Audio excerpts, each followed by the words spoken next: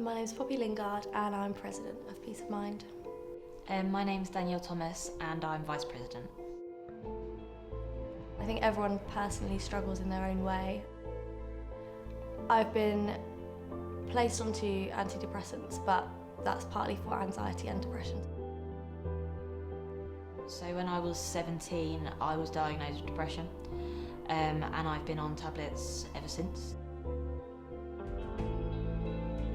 I started self-harming, which is why I ended up going to the doctors, was diagnosed with depression and just taking my tablets ever since.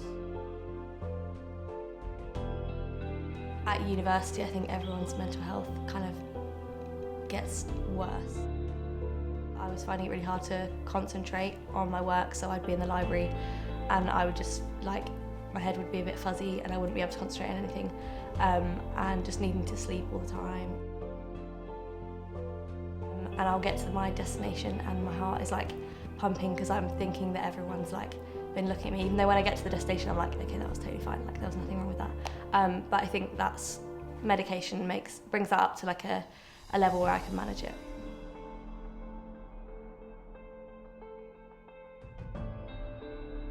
Sometimes I don't want to get out of bed, but I mean, we're only in 7 hours a week. There's no point paying £9 grand a year if you're not going to turn up. So yeah, I'm pretty motivated to go at the minute.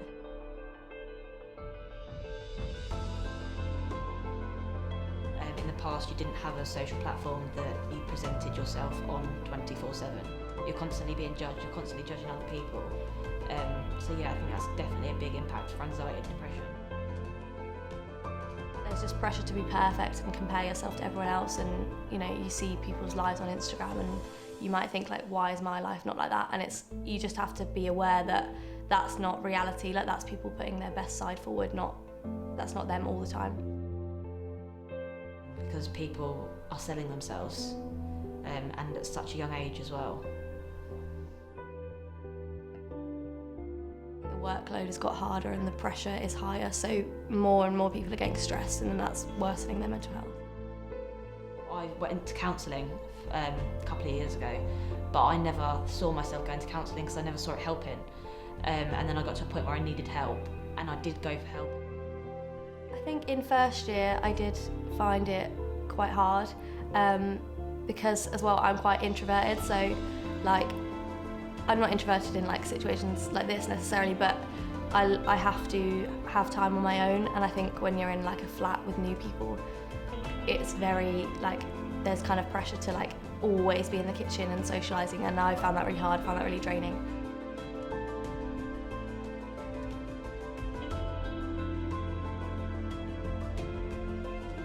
Obviously it can be really difficult and stressful, but I think if you've got a good group of friends around you, and as long as you keep organised and on top of the workload, then it's okay.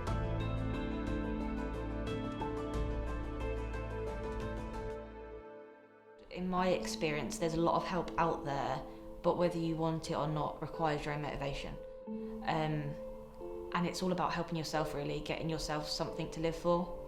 That's probably the biggest problem, especially depression, is that people just hide themselves away because it's about trusting someone else, and you're sceptical about it. I think people need to be able to take it on yourself to deal with your own problems.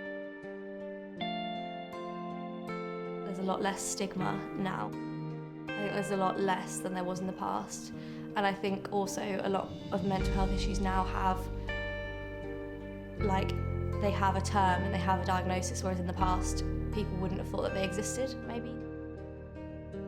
I think it helps people make friends. I think in the past there wouldn't be really a way for them to necessarily make friends. If you were shy, you wouldn't just want to go up to people in public and talk to them, whereas you can make friends online and it brings people together. There's loads of different disorders that people don't even recognise. So basically just to spread awareness and to bring people together. So if people feel like they need to talk to someone, we can't offer advice, but we're here to listen.